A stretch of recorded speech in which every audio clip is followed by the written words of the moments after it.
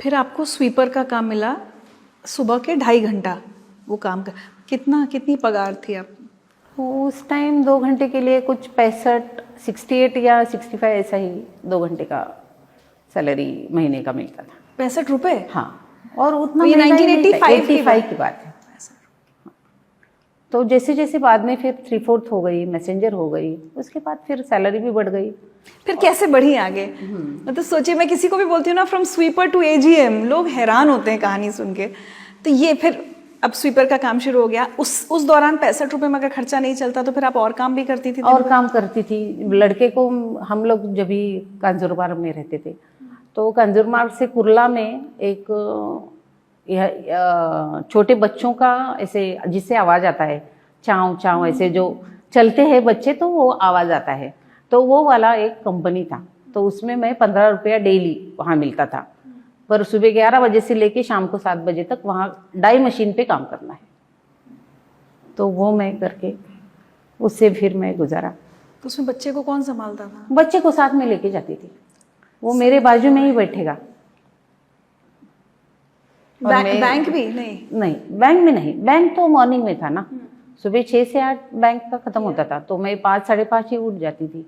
और जब भी कभी ऐसे विनायक कभी मांगता है कि मम्मा पार्ले जी का बिस्किट लाओ ना थोड़ा, तो मैं लिटरली एक एक 2 स्टॉप उतर जाती थी पहले ही, और जो पैसे 5 पैसे 10 पैसे बचते थे वो 4-5 दिन में इकट्ठा करके फिर मैं मेरे बेटे के लिए एक पार्ले जी का पूड़ा लेके जा पाती थी। जब उसका एडमिशन का टाइम आया, तो हमारे बाजू में कौसाबाई करके एक औरत रहती थी, तो स्कूल में एडमिशन के लिए कम से कम 1,500 रुपया तो चाहिए, पैसे तो नहीं है, क्या करे।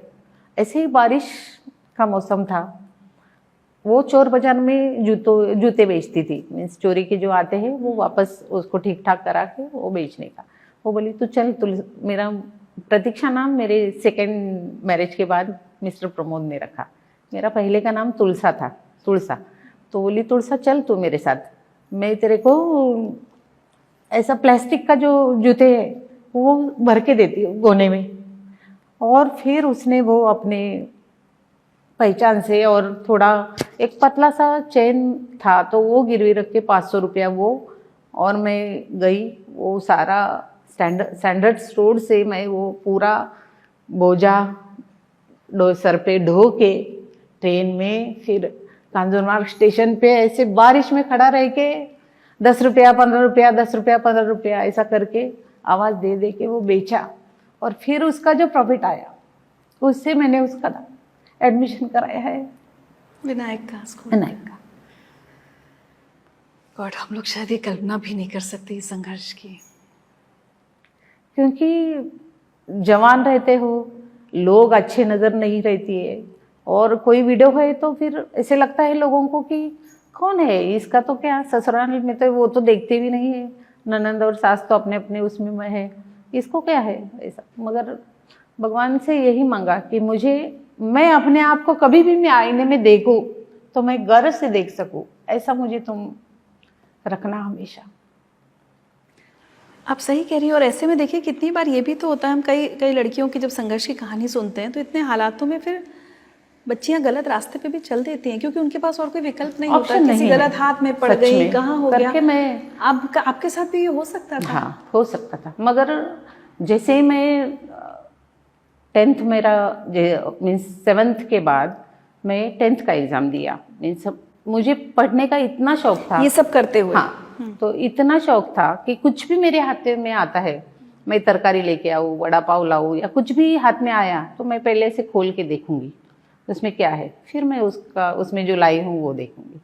तो उसमें एक दिन मुझे वो एक न्यूज़पेपर के कटिंग पे मुझे आप डायरेक्टली 7th से 10th को 17 नंबर का फॉर्म सायन में भर के दिए तो आप उस 10th को अपियर हो सकते हो। ओह, ये कब देखा आपने? ये जब स्वीपर का काम कर रही थी, जब उस टाइम फिर मैंने वो कटिंग ले आई, फिर सकीना का ब्रांच में जो लेडीज़ थी उनको मैंने दिखाया कि ऐसे ऐसे आया है, क्या करे।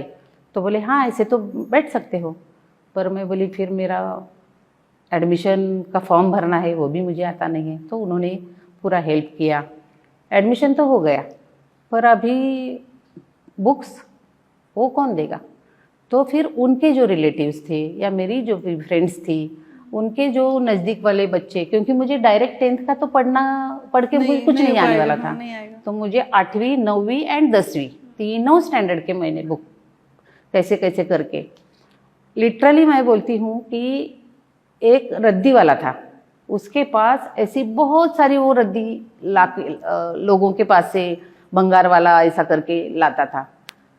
हर 8-15 दिन बाद मैं उसकी शॉप पे जाती थी और बोलती थी, भैया मैं ये सारा फैला हुआ है ना, ये मैं सारा समेट देती हूँ, आपको इंग्लिश मराठी हिंदी ऐसे अलग अलग बुक्स भी करके देती हूँ, सिर्फ इसमें मुझे 8वीं 9वीं 10वीं के अगर कुछ बुक्स मिले बस मुझे उतने दे दो वो। और फिर मेरे जो स्टाफ थे साकिनाका के, उनके जो भी पहचान वाले या रिलेशन में जो भी थे, उनके जो यूज़ किए वाले बुक्स या नोट्स वाले अपेक्षित वो सारे पुराने जमा कर करके, और सेल्फ स्टडी कोई बताने वाला नहीं है, कोई बताने वाला है नहीं कि आप ये पढ़ो, ये पढ़ने से ये होगा, कुछ नहीं।